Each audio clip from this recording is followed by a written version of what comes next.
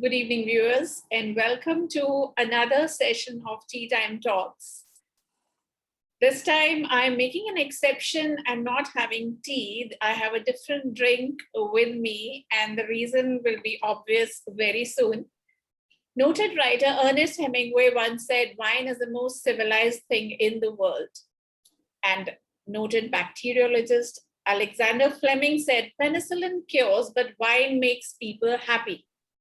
What else could one ask for in times like this? In India, we are still exploring and understanding wine. That is why we have a guest today who can help us appreciate wine better. His name is synonymous with wine in Hyderabad, Suryaveer Singh. Welcome, Suryaveer Singh, to our show today. Hi, Shivani. How are you? Nice to meet you and your community. I'm fine, and we're so happy to have you. I'll just give our viewers a little introduction about Suryaveer. A graduate of École Hôtelière de Lausanne in Switzerland, Suryaveer has worked in various capacities around the world for some of the best luxury hotel brands, such as the Four Seasons Hotel Bangkok, Taj Exotica Maldives, the Beau Rivage Palace Lausanne, Four Seasons Hotel at the famous Beverly Wilshire in Los Angeles, California, and launched their Four Seasons' largest bar in Bali, called Sundara, a natural food and beverage hotelier with expertise in all areas. He's also a certified wine sommelier. In 2015, Suryaveer moved back to India and along with his father started a hotel management company called Trans Hotels.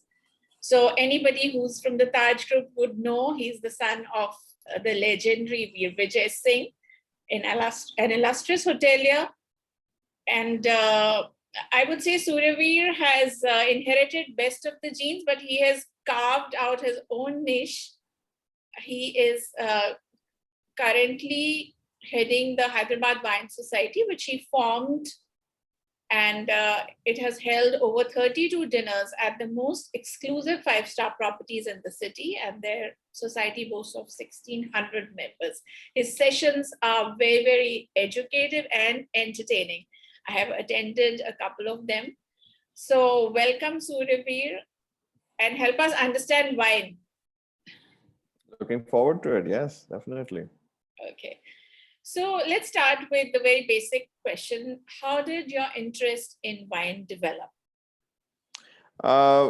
So basically, when I was doing my hotel school in Switzerland, Lausanne, there was definitely an inclination to learning about wine but it seemed like a very intimidating subject, like wine is to a lot of people. Even till today, a lot of people in the veterans of the industry don't know much about wine or are afraid to learn about wine because it's been made to look very intimidating. It's actually not. So main infatuation with wines happened when I was working in California with Four Seasons, Beverly Wilshire.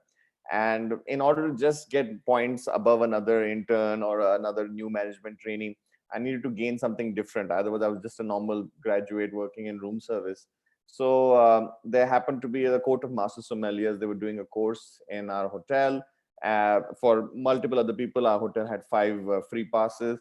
I made sure that I was one of the 5 to get selected to get that training. And then it was there just to get a little medal. It was not much love with the wine. But then slowly after passing that first exam, there are actually 4 levels for that, passing that first level, which was so difficult. But then you get to understand and learn about wine. And then you realize there were some aha moments for me, because when you're training for these exams, you actually realize, wow, there's more to wine than just red wine and white wine. There's so much more to it. If you have the perfect glass of wine, which is not also too expensive, you will learn so much more about that region where it was made. As like we like to say, the terroir, which is the amalgamation of the season, the soil, the local harvest over there. So you can learn so much about a country and a region just by tasting their wine, and that is something which whiskey, tequila, vodka cannot do. True. So that was one thing which really got me interested. And then the main infatuation started when I went to Bali. I was recruited there as the sommelier for the hotel. Okay. Even though I was not 100% ready to be a sommelier. And once I got more into it and tasting different wines, and that's when the wine bug catches you. And once the wine bug catches you, it doesn't leave you. You're really, a lot of people just invest more money on their wine cellar rather than their house. If you see in fine dining establishments, more people spend more money on wine, $1,000 on a bottle of wine, whereas their food will be $100. So there's a very, very huge amount of knowledge to be gained from wine, and it makes you a more well-rounded person because you learn so much about Absolutely. history, geography, biology as a result of it. And I look back and I say this was one of the best decisions I ever made was to focus on wine, and definitely trying my best to spread the word here in India. Okay. So, what do you love the most about being a sommelier? And do you think India is ready for wine? India is definitely ready for wine, for sure. If you see the main consumption pattern in India, it's or even just generally the wine scene back in 2015 when I came, it was only Jacob's Creek was one of the only international wines around. Now there's so many more. The main thing which I've noticed, which India needs, is basically more and more exposure and more wine clubs, as what we are doing. And I've started one in Hyderabad and also in Bangalore. The whole point of it being that to spread the word about wine. We have some problems in India because we have a lot of government regulations, and wine has been clubbed alongside with other spirits. So people don't see the distinction. There's one with spirits which are 40, 50% alcohol, and there's wine which is 14, 12, 13% alcohol. So it's not fair to put them in the same category as the heavier spirits. Wine cannot be just made the same, like a Mouton Rothschild cannot just make a wine in India. They have to use the grapes of that particular region.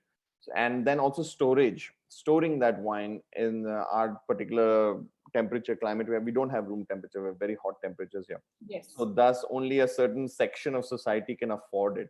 But nevertheless, just as how what happened in China also had very single digit sort of numbers in the wine demand scale, and today it's 50% of world global demand is from Oh, wow. China. Same thing with India, which has similar demographics, similar population size. Today, only 2% of Indian drinkers drink wine. This can definitely grow leaps and bounds, and is definitely a very much more interesting field because we have certain mesoclimate regions in India where we can grow some very good wine as well. There's this wine which we was from Hampi in Okay. Karnataka called Krisma. Oh, It's yes. definitely one of my most favorite Cabernet Sauvignons out there. It's rich, it's bold, it's got the coconut and chocolate flavors to it. So that just shows that India has a lot of potential, and it's also, I think, a more safer beverage to get involved with rather than having a addiction to whiskey or Whiskey, vodka yeah. as such. So Yeah. Indians, I think men at least they stick to their whiskey. So could you give them some reasons to switch to wine and try it out at least? Well, I can tell you multiple health benefits of it. It's Yeah. outstanding. Many doctors and cardiologists also recommend wine because it really does clean up your arteries quite a bit. There are a lot of antioxidants in it. A lot of people who've lived over 100 years, majority of them uh, thank their wine and cheese lifestyle for Oh, making them live that long. So definitely it is a, and it's not that strong on your liver as well. Your body can actually consume it better than it can do with spirits. But that's the health side of it. yeah. The beautiful art side of it, which I like to always talk about, is the fact that there's so much diversity to wine. So if you have different types of single malts, let's say, they have certain limitations to it, after a point, because there's so much alcohol in it, your palate is just burnt when you have whiskey. So you will enjoy that first glass, maybe the second glass, but after that I can even give you Royal Stag and you won't feel any difference. You'll, because that's your palate has gone through that, it's natural. Whereas with wine, there's so many countries and so many regions. Like if I go very deep down, let's say Bordeaux region in France, there are the different villages which will have different types of wine. So this wine for every type of palate. There's for the heavier drinkers, there's for the lighter ones which have some more aromas, more fruit forward, more vegetable forward. For all sorts of food, there's different types of wine. For desserts as such, it's so diverse, and it's a great beverage to have while pairing with food. When you pair food and wine together, it is one of the most amazing experiences anyone can go through. A lot of people have not realized this. That's why in our wine societies we mainly focusing on the fact that food and wine together have to go hand in hand for you to realize how amazing wine is. Because once you have a bite of food, okay, and then you pair it with that wine, the taste of the wine is alleviated, the taste of the food is alleviated. There's a Yes. reason why people spend that much money in fancy restaurants to have wine as such. So that's my little pitch for people who should Great. switch. So if somebody's starting out, could you give some tips on how to pair wine with food? Some basic tips. Yeah, very good question. It's so this is a very important thing to understand is what food to pair with what wine.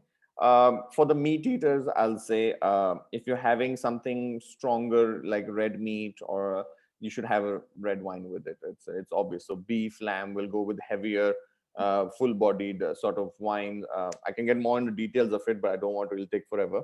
But so just generally for meat eaters, red meats, chicken, lamb, as such have red wines. More fish-based dishes, you should have white wines with it. There are a few exceptions in between, like you can take a Chardonnay and pair it with chicken, and you can take a Pinot Noir and pair it with salmon. But there's more detail to it, and I have some videos on YouTube. You can always go check it out. Yes. For the vegetarians, I would say always see the dish Okay. and see what is the main dominant flavor in that dish. Is it more cream based? Is it more tomato based? Is it more the vegetables are starring? What is mainly is if there's something which is heavy on cream, you need something very strong which will cut through it. So you can use a red wine which can cut through that creamy flavors on your palate. If you have something very light like a salad, you want to have a white wine, a nice light white wine with it, because the whole point of food and wine pairing is to have balance. Mhm. You don't want the wine to overpower the food, you don't want the food to overpower the wine. You want that dance to happen between both of them.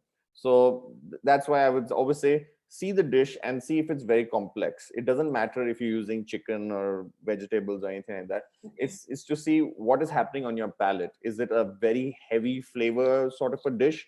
Then you need probably a strong red wine to break it down. Because if I have that heavy creamy dish and I give a nice white wine with it, the wine is underpowered, so you will not taste the wine at all. So there's no balance. If I give you a very nice light salad and I give you a big heavy Malbec from Argentina with it, it will not make any sense. That wine will just overpower that. So you want to have that balance in between. So do you think it goes well with Indian food, or you have to have certain different cuisines like You no, French or Italian? yeah, yes, no, Indian food for sure. You can definitely pair it well with it. There's a lot of dishes you can. So there's a grape called Shiraz from Australia. It's very popular. It's also from France. Yes. They make some beautiful Shiraz wines there. So it has a little spicy end to it, which goes well with our Indian dishes. So that's one of my more favorite dishes, wines to pair with Indian food. But nevertheless, it all there's no such thing as Indian food won't pair or this food won't pair. I personally, in my wine dinners, I don't do Indian food. Though, why? Because I believe Indian food is best enjoyed with your hands, Yes. and with wine, having dirty Yeah, hands. that'll be a best It, dinner, I guess. exactly, it doesn't make much sense in that way. If you So, want to have Indian food, it's blasphemy to have it with fork and knife. You have to so have do it you with your think that hands. is one of the deterrents, because wine has this snob value, and Hmm. most Indians are desis, Hmm. they like to be simple about their taste, I guess. But Yeah, then no, they have the best of scotches. 100%. Definitely. So see, when people are having scotch, they're not usually having it with the food. They're having it post Yes. dinner as well. Um, so I think, yeah, in that sort of aspect, having wine post dinner can also work out. It won't be the best thing because you're really full and you want to have something heavy to end the night. I understand, but definitely there is a snob value to it. I'm not going to deny that. But look, India is a big country, and it shouldn't be as there's any snob value to it. There are people trying to sell wine in a can nowadays in India as well. Yes. Sula has started as well. So it's not really that expensive. It's just been made to look Yeah, you have expensive. all wine suiting all budgets these days and from different regions. 100%, yeah. The biggest problem we have is any wine which is being imported. Let's say Jacob's Creek, for example. In India now we get it for in Hyderabad, which has one of the highest taxes. We pay 1,500, 1,600 for a bottle of Jacob's Creek Cabernet Sauvignon. That same bottle goes for $5 in Australia. $5 is 350 rupees. So just for you to understand, so that 350 rupees became 1,500, 5 times its price. Right. over the course of middlemen Mm. and central tax and state tax, and and then also of course the markup which the restaurant or the outlet will charge as well. So it gets a little ridiculous in that particular point. But if you go around the world, like we went to Australia recently, me and my wife, we Okay. couldn't find water. People were not selling water because in their culture they don't have much of a water drinking culture. It's more of a beer or wine drinking culture over there. So it's a very different culture over there. So yeah, wine should not really have that sort of a snobbish value, but I Is understand it it also is the what it is. weather? Because I do, I mean, I what I do is when I'm having wine, I keep on having water along with it. I mean, I don't know. I felt dehydrated at times. That's a personal thing, but Yeah, no, you have of to course. choose your wines, I think.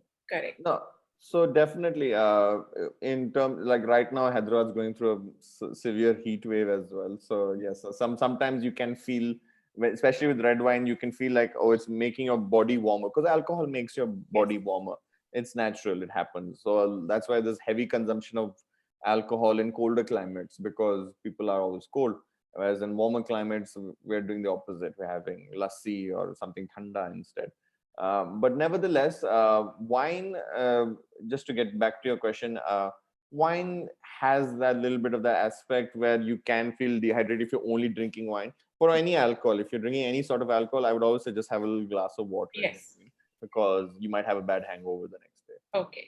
Now tell us about Hyderabad Wine Society. How did you start it and how has that experience been so far? That was sheer luck and coincidence actually. So I'll just say the background of it. So the Hyderabad Wine Society, I'd moved to Hyderabad back in 2015. I had all this knowledge about wine. I'd moved back because I wanted to start my own family business with my father, and I was just sitting around, we were having some meetings and so on and so forth. But I had a lot of free time on my hands, and I just realized Hyderabad has no wine culture at all. It was zero. And a lot of people say, oh yeah, you should do something about it. And I saw that Bangalore has certain wine clubs, Delhi has, Bombay has. Why is Hyderabad not, has no scene whatsoever? And you talk to hotels, they would not, their wine list would be very minuscule and it would barely move. People would barely buy it as well. But Hyderabadis have a lot of money. They have a lot of money. And what really irked me once was I was at a party and someone had a very nice bottle of Chateau Margaux. I was very excited to try it, and someone has a sip of it, did not decant it, so he didn't understand. He had the money to buy Chateau Margaux, but he didn't have the brains to understand that you have to decant it. And then what happened was he put ice cube later Oh on in God. it. So he ruined that entire experience, and that bottle is definitely way up there in the 30,000 range. And he ruined it. And so that's the thing. You can't blame him because no one was there to teach him that. And see, if you get more into the world of wine, if you see a bottle from France, they don't tell you what grape is in it. They won't bother telling you any such. They'll just tell you this is from Burgundy. So you should know if a wine from Burgundy is there, it should be a Pinot Noir. A lot of people who are coming to this for the first time, they don't know what is Burgundy also. So the world of wine has been made to look complicated by a lot of sommeliers and industry snobs, which is very bad actually. Just for them to look fancy and upmarketish, they've actually made their entire industry much more limited. It shouldn't be the case like that. But yeah, so starting with the Hyderabad Wine Society, it just basically I said, okay, let's just start something. Let me just do one class where I talk about wine. And so I spoke to Mr. Mohan Chandran, who was the general manager of Taj Krishna. He was very gracious enough to help us. Said, yeah, just please go ahead, do it. And we got like 20 people to come first, paying customers. And then we saw, okay, people actually enjoyed what happened. I have so much knowledge to share. And then we said, okay, but the first one was not really a wine dinner as such. It was just wine. So 6, 7, 8 wines. And it was supposed to be a 45-minute class, ended up becoming a 3.5 hour class. Wow. So then people realized, listen, we're getting hungry. So we said, okay, next time I'll do a wine dinner. So we did a wine dinner again at Taj Krishna, and then later went to Olive Bistro. Then we went to Park Hyatt, and everyone in Hyderabad was so helpful. Like they totally were on board. There was no sort of questioning of how. A lot of the dinners were done at losses actually for the Okay. hotel, because the hotels knew the value of the club. They knew that we need the society to bloom. because so we were holding dinners for $2,200, $2,500, 6 course menus with wine paired. Where do you find that? So we were But doing those are all this, and lovely dinners, like the yeah, menus, yes, yes. So absolutely then, exotic stuff. yes, so we started doing that one by one, and then the whole point was just to keep it constantly happening once a month. And then people really started enjoying it, and we maintained the fact that we'll stick with five-star hotels because they have the best quality chefs and the best quality service. And then slowly, steadily, we started raising the price in order to make sure all parties and stakeholders are profiting from it. And even still today, we've done 32 dinners at all over Hyderabad and Falaknuma, Park So it's Hyatt. one event per month. That is how it. One event per month. We don't want to oversaturate ourselves. If we do too often, then people will get bored. If we do it too less, then people will forget us. So once a month seemed perfect. Right now, this we were supposed to have for the last 2 months we've not had a dinner in Hyderabad because of the current COVID scenario. Yes. So we also place a high priority on that we don't want to just have dinners for the sake of it. It has to be a nice, fun atmosphere. People have fun and learn from it as well. And in these last 3.5 years, we've been doing it. It's really, really grown, and I'm very happy about the response we've got. We've done dinners where 93 people have come, all paying customers, paying Wow. large amounts. We filled up the Falaknuma Palace table, the Oh 101 yes, that table. too. That's Yes, we filled that table up, which was very, very difficult to fill by all paying customers, because Hyderabad had a big freebie culture yes. where a lot of people would come and just expect a free seat. We said, no, that's going to start a vicious cycle, because if I give this person a free seat, then someone else will say, oh, you gave that person. So we got rid of that culture. We said, you want to have a good time, we're giving you 6 courses with wine, unlimited wine. $4,000 seems fair, and a lot of Hyderabadis have like that, and it's definitely helped. So we've done more than wine. We also wanted to explore food options. Mhm. So we said, let's try food which we normally can't get to taste. So whenever we go to let's say Trifoni, an Italian restaurant here, a lot of people end up ordering pizza and pasta. They don't want to try the ossobuco. They don't want to try the other rigatoni or different things, because they don't know it, and why should they take a risk with something? Mhm. We've done dinners with beef Wellington, lobster thermidor, oysters. With next dinner we're going to get foie gras. These Oh, are certain dishes. Yes, these are certain dishes where a lot of normal Hyderabadis can't get the chance to taste. Because the restaurant also won't put it on the menu, because they know why waste it. No one's going to order it. But if you get confirmed people coming and they're trying it, then it's good fun. So we're trying to elevate both food and wine levels for people in Hyderabad, and also in Bangalore as well. We've done 2 dinners there as well. okay, great. So viewers, let me tell you, Suryaveer runs a very nice YouTube channel called Curious Sommelier, where he keeps on uploading very educational videos about wine, and I also go through them once in a while. Even though I'm a hotel management graduate, but we need a revision of all these things. So it's always good to go back. Now tell us something about Trans Hotels. What's happening on that front? Trans Hotels is a hotel management company. We don't own hotels, we manage hotels. My father, who's worked with Taj Hotels for 40 years, ended up also starting Vivanta Hotels. And myself, with my experience working with Four Seasons, we decided, why not make a management company, not for 5 stars, but for the 4-star and 3-star segment, because that was a very unregulated segment. So we decided to get into it. It is easier said than done. There are a lot of challenges as well when it comes to 3-star, 4-star segments. Because it's not as regulated. The owners are not as free to spend as much money as they want, which you will get in a 5-star hotel. In 4-star, 3-star hotels, the hotel owners definitely want their money and they want it fast. So those are certain challenges, but we are getting certain different client staff which are 5-star trained to help the 4-star, 3-star segment, because there's a huge market in India. We're a nation of 1.3 billion people. There's a market for anyone and anything. So that's coming along well. We've got 2 hotels in Hyderabad. We've signed a hotel recently up in Tirupati as well. We've done multiple consultancy projects. We've run hotels also in Ahmedabad and also in Udaipur. So we have a lot of opportunities coming up, but the market is tough. Of course, COVID has not been that helpful, but nevertheless, it's all about surviving and staying strong. Because in the hotel, if you look at all hotel management companies, the first 5, 6, 7 years, it's all about survival. Mhm. and then slowly 8, 9, 10 years, that growth happens. Okay. Now, coming back to wines, what do you think of Indian wines? Indian wines, there's definitely a lot of potential to grow slowly and steadily, like wines like Charisma, which I just now mentioned, has broken the stereotype that Indian wines are low quality. See, there's no such thing as low quality wines as such. Uh, because, see, in India, we have all sorts of climates and weathers. We have cold, hot, dry, everything.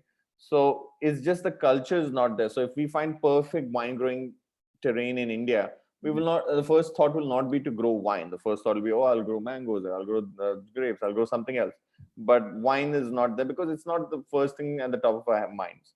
But nevertheless, people have to are seeing that wine can also be profitable. Right now, what is happening is every winemaker in India is making wine at a loss.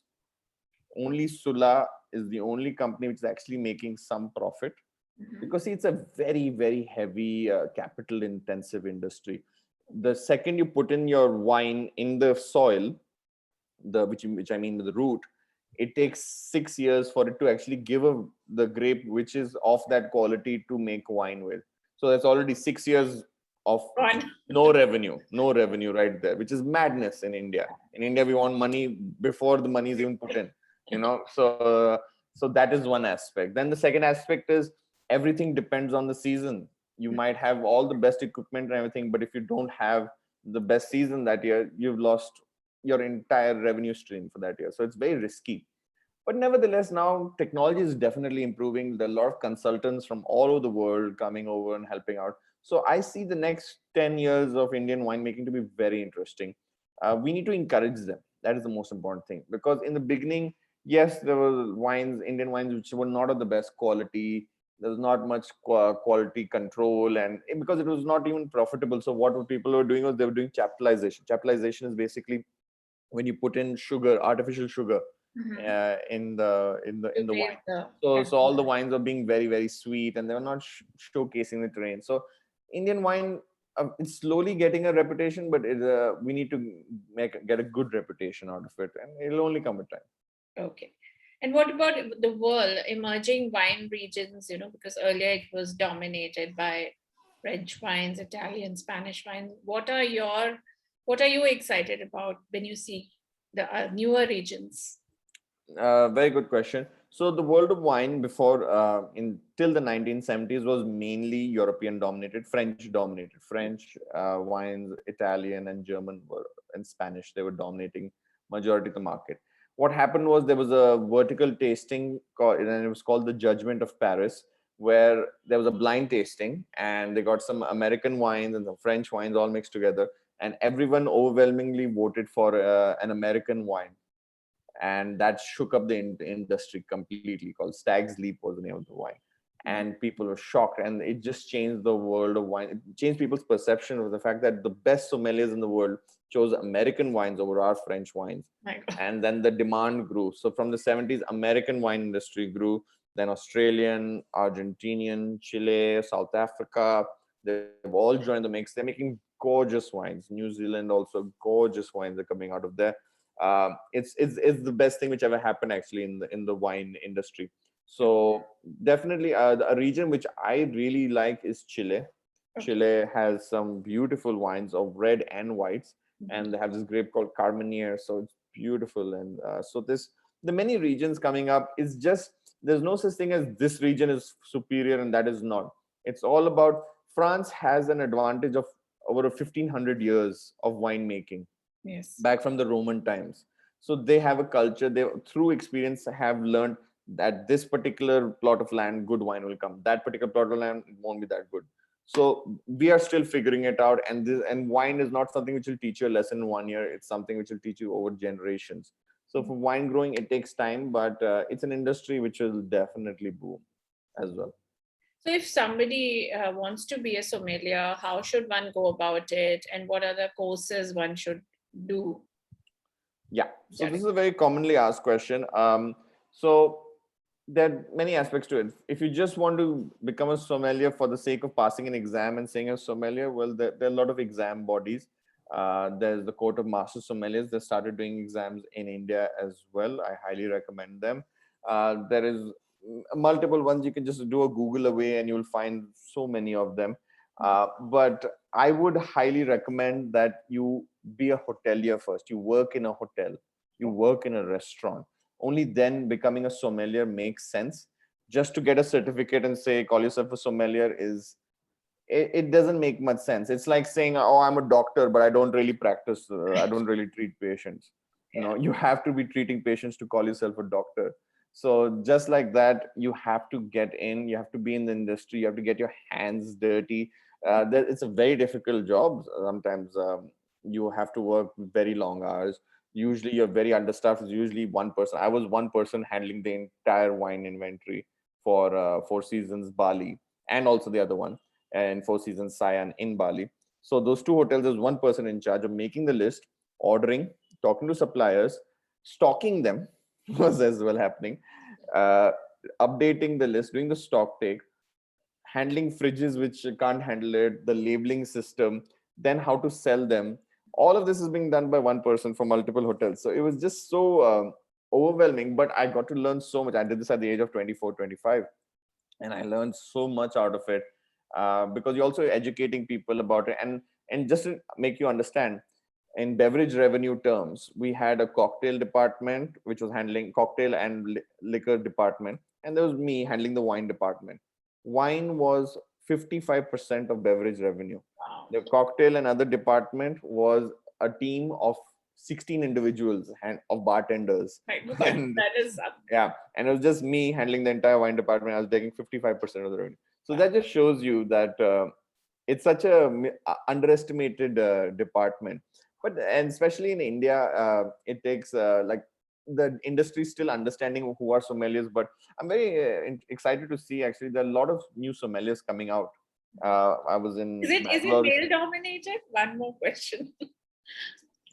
Currently it is. Currently it is. Like even if you see hotels right now, most hotels jobs are male dominated. But, a lot has to do with the fact that there are some ungodly hours. Like if you're a hotelier, you have no life, especially in operations. You have no life. You are working Saturday, Sundays for sure. You're working. The only time you will get Saturday, Sundays off is if you're 35, 37 years old and you're a F&B manager or something. Maybe you might get your Saturday, Sunday off. Otherwise, even that life is very difficult. It's very heavy on you. There's no work-life balance. You're underpaid as well. So basically, you have to be a little bit mentally off to Yeah, you be have to the. just love it so much, be You passionate have to love about it. You have to love it. That's why whenever I see people say, "Oh, I want to just do my exam. I want to call myself a sommelier," I said, "Don't. Yeah, Who you do have you to be want to passionate. impress?" Yeah, you have to be available to go and work that day in the restaurant and do the dirty job of it, because on surface people just see someone swirling a glass. Oh, it looks so fancy. I want to do that as You well. bring so much style to it, so I'm sure you encourage Yeah, many youngsters. there is definitely style to it, but that's just part of the job. And everyone who I say, oh, you've done an exam, that's good for you, but that's nothing. That's not the job of a sommelier. See, the knowledge you have of, let's say, oh, I know the soil type used in the Rhone Valley in this particular part and all. Okay, that's good, but can you sell this bottle to a customer? Are you maintaining your beverage cost? Does your staff know how to sell that particular bottle? All of these small things is the more important aspect, rather than just showing off that, oh, I know this, I know that, oh, you don't know this, haha, you're dumb. No, it should not be. And that is one big problem which I noticed, because I honestly was not the best student in school when I was 60 percenter and all like that. Okay. But when I got into school, so when I got into learning about wine, a lot of people, me and my boss was like, oh, I don't know about this, I don't. In my GM, they didn't know much about wine. And then when I got more into it and understanding, I realized, hey, it's actually not that difficult. You don't really need to know all this nonsense about how to grow the wine, because I'm not growing the wine. You as a Yeah. customer are not growing the wine. You as a customer, what do you care about? You care about, does it taste good? Does it fit my price point? And will it pair well with my food? That's the three things you need to know, and those are the three things which your staff need to know and how to communicate. That if someone has a big budget, then what to recommend. If someone has a tighter budget, what to recommend. What wine Is is slow, how to expensive do that. always good quality? Sorry? Is expensive wine always better quality? No, there is no such hard and fast rule, but through experience, certain wines become expensive because there's high demand for it. And that you get high demand for it because it's got good reviews or because it's drinking well. So is Dom Perignon still the highest one in terms of champagnes? No. Which So is there's the most? there's multiple boutique wineries as well in the region of Champagne, which is way more expensive. Dom Perignon is the more commercial one.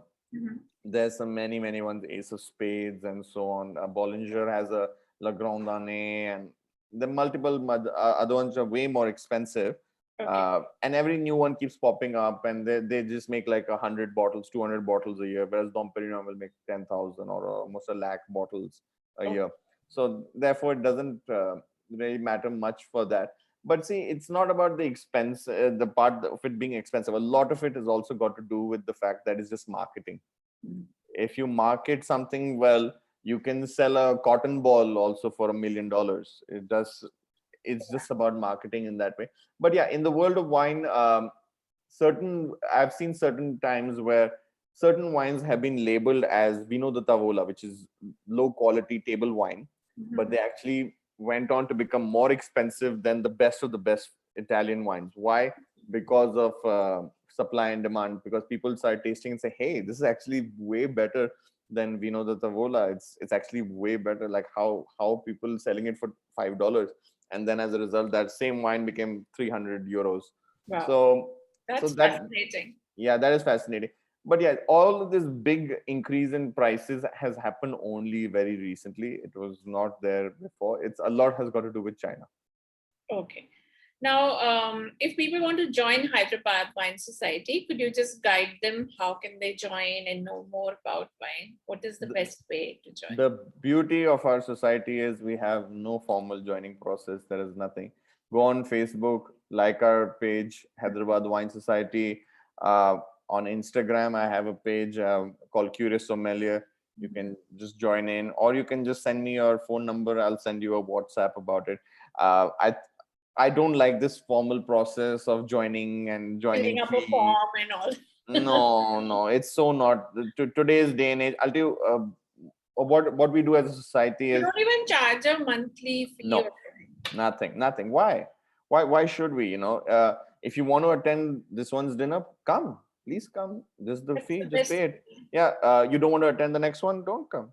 There should be no obligation because it's not our style. Today's day and age, people just want fast, simple, on the move. They don't want this like all these other clubs which I've seen, which have these formal processes. They're dying out because they've got a very old aged consumer base. Because today's day and age, they don't feel comfortable. Suddenly, if I imagine I ask you, give me 30,000 rupees right now, you'll also think twice, like, really, do I want to? What Yeah. is this? And also the fact is, it gives me the freedom to choose what sort of events I want. Let's say I want to do Falaknuma tomorrow. Now that will cost 10,000 rupees. I only taken 30,000 of you. Now how do Yeah. it won't make sense. So I personally don't like to do You such worked out complicated a things. great format. No. So that was wonderful. Now we have a rapid fire round for you, Suryaveer. Sure. I'm going to shoot some quick questions. Hmm. Your favorite food? Favorite food, beef Wellington. We had recently in Taj Krishna. I think I Wow, attended that one. yeah. Raj Oh, Krishna also. what a dish. Yeah. Favorite holiday destination? Favorite holiday destination so far, what I've visited, nothing beats Italy, Tuscany. Favorite red wine? Now I'm going to ask you. Sassicaia. It's this Italian red wine. It's a super Tuscan, outstanding. It's a Cabernet Sauvignon and a Sangiovese blend. That wine, when I had it, it gave me goosebumps, and I could feel it for like 24, 36 hours. Even after I had that wine, it was one of the most serene experiences I ever had. And that's something which no other liquor or anything can give me. Favorite white wine? Favorite white wine, I love a Chardonnay, especially in a Napa Valley Chardonnay, because it's very rich, golden, and buttery. Favorite rosé? We have rosé from the south of France, Whispering Angel, actually Garous from the House of Whispering Angel, beautiful wine from Sanson grape. Okay. Favorite champagne? I'm not a big fan of champagne actually. I think champagne has got all its its hype because of good marketing. Okay. But champagne in general, I'm not really a big fan of it because it's so overpriced nowadays. But yeah, if I had to say, I got a taste of the Bollinger Vielle de Vin, which is a specific part of the Bollinger place, and they only make 1,000 bottles of them, and was outstanding. It was wow, it's beautiful. But again, if you compare that to a Moët Chandon, Mhm. and the price between the difference between the two is the Bollinger is 4,000 times more expensive than the Moët Chandon. But if you make me taste both of them, I'll say, oh, this is better, but slightly, like half Best percent. vineyard experience you've had? Best vineyard experience, quite a bit. But we went to the Frescobaldi vineyards. It was beautiful. Okay. One food you feel doesn't go well with wine? Doesn't go well with wine. Egg. Anything egg based will not, because the egg yolk is so strong, it coats your tongue. And anything you have with it, even lassi, you will not be able to taste that because egg is the most strongest sort of factor. One food that goes best with wine? What you feel? Steak. Favorite restaurant in Hyderabad? Favorite restaurant in Hyderabad? There's so many which keep popping up, but Treforni holds a special place for me. Favorite hotel in the world?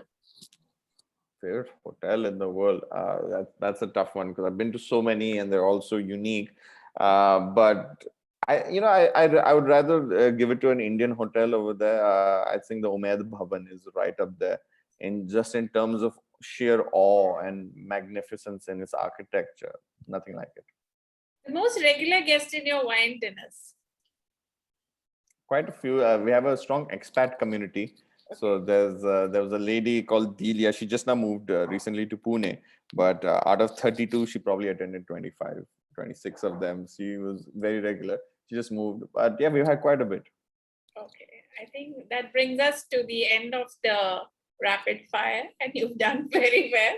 Thank you so much, Suryaveer, for sharing with us all your knowledge and expertise about wine. I'm sure our viewers enjoyed it, and many of them would be joining Hyderabad Wine Society soon. Yes. Thank you so much, Shivani, for all the help. And thank you to everyone. You can please learn more about wine. I have all my videos up on YouTube called Wine Made Easy TV on my channel, Curious Sommelier. You can find me also on Instagram, Curious Sommelier, and our Facebook page, Hyderabad Wine Society or Bangalore Wine Society. You can choose as well. Thank you so much. It was a pleasure having you. Take care. Bye-bye.